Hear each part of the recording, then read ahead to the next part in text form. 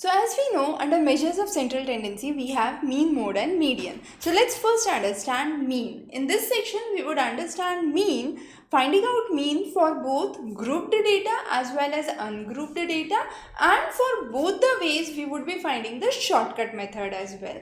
So the first thing we understand is the easiest one and the most commonly done, that is finding mean, arithmetic mean for a ungrouped data. Now I have four values. What are the four values? 50, 40, 15 and 15. For this I need to find out the mean. So what I would do is I am adding all these four values. So I add 50 plus 40 plus 15 plus 15, that is 90, 90 plus 30, 120 divided by 4. So 120 divided by 4 gives me 30. So my mean here is 30. And this is the very simple way of finding the arithmetic mean, the direct method. Now, in this case, the numbers were small, the numbers were easy, so it was easy to find. Now, let's do the same question by the shortcut method. Now, under this shortcut method, I assume any value as an arbitrary value. So, of these numbers 50, 40, 15 and 15, I assume, let's say 15 as my arbitrary value. Now, when I take 15 as the arbitrary value, I take the difference of all numbers with 15. So, 40 minus 15, 50 minus 15, 15 minus 15 and 15 minus 15. So, both of those become 0. 40 minus 15 is 25. 50 minus 15 is 35. Now, I add up the differences. So, what I am trying to do here is the D, which is the difference. I add all these difference. It comes to 60. Now, what I do?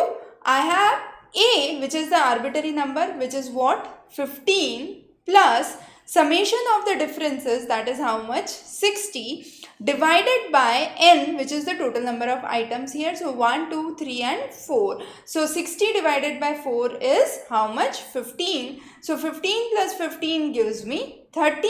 Again I have the same mean as I calculated with the long method, but here we applied a shortcut method, and this is the formula for the shortcut method. I take any value as an arbitrary value A, and then from that I take the difference of all the numbers and do a summation for those numbers, and then divide it by the total number of items. Add the arbitrary value to it, and finally we have the mean that is ready. So that this is the way we find the mean for a ungrouped data. Coming on to the grouped data. Now under the grouped data, what we would do is, again we would find mean by two methods. One is the general method, which is the long method as we say, and other is the short method. So let's first understand the long method. I have the group 0 to 10, 10 to 20, 20 to 30, 30 to 40, 40 to 50. So I take the mid value of each of those. So 5, 15, 25, 35 and 45. Now what I have is the units for each of those. So for the first it is 2. So I calculate the units are 4, 2, 3, 1 and 5. 2, 4, 3, 1 and 5. Now what I do is I multiply f, the frequency, with the midpoint. So I have the values as 5 into 2. So 5 into 2, which is 10. 15 into 4, which is 60. 25 into 3, which is 75. 35 into 1, which is 35. And 45 into 5, which is 225. I add all these. So summation of fx comes to 405. And what is the summation of frequency? So summation of frequency comes out to be 15. So here what we write it as summation fx divided by n, and here n is summation f. So I can also write it as summation fx divided by summation of f. So summation fx is 405 and summation of f, frequency, is 15. I divide 405 by 15 and I have 27 as my mean. So my mean lies in the center range of 20 to 30 with a mean of 27. Now this is the way of finding the mean for the grouped data. Now consider a case where I have a grouped data but I need to find out the shortcut method. So what I do is, again I take the mid values. 5, 15, 25, 35 and 45. But here what is important? The important thing here is I take any value as arbitrary value and then I find out u, which is each of the number from which you subtract the arbitrary value divided by the class interval. Now, why I divide here by the class interval? The simple reason being there is equal class interval. That means each of the differences 0 to 10, 10 to 20, 20 to 30, all of them the difference is 10. If it was not so, my formula would be different, to which we would come in a while. We are first taking a case where the class interval is equal. So 0 to 10, 10 to 20, 20 to 30 and so on.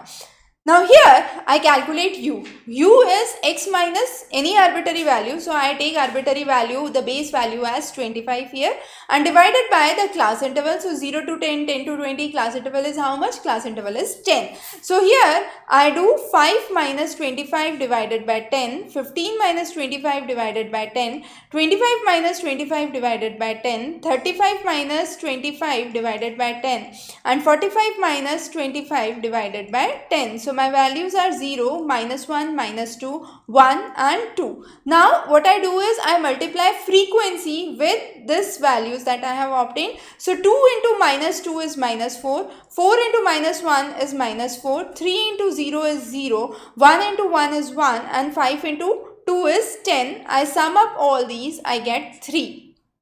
Now I substitute this in the equation here.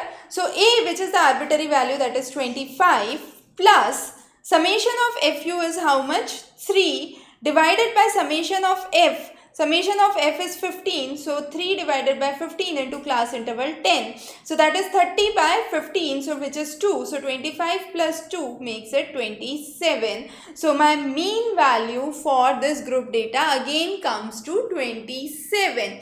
Now this is a method I have applied when the class interval is equal. I repeat again. What would happen if the class interval is not equal? When the class interval is not equal, what would be my u? My u, rather than being the number minus the arbitrary value divided by the class interval, I would keep this formula simple, number minus the arbitrary value that I take into account.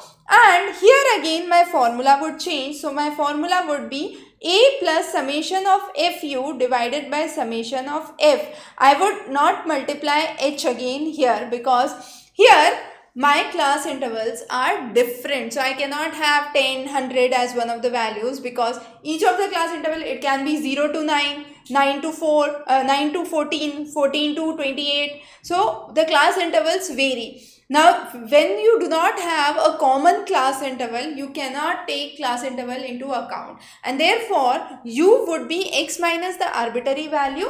And finally, when you are calculating mean as well, you won't be adding h to it, which is, you won't be multiplying h, which is the class interval in this scenario. So, when the unequal intervals are there, you have this formula.